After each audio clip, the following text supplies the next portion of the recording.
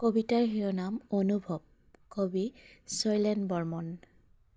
মোৰ গানৰ ময়েই শ্ৰোতা, আনৰ বাবে নহয় গোৱা গান।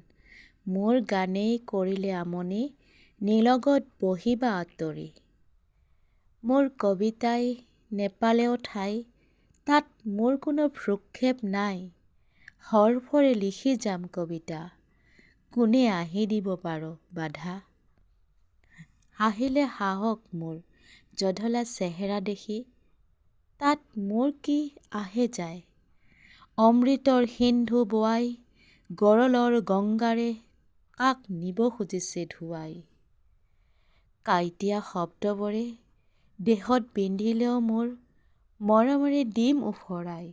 জীৱনৰ ফুলবোৰ ফুল হৈ ফুলিব, সুগন্ধিবোৰ দিম ছটিয়াই। ধন্যবাদ।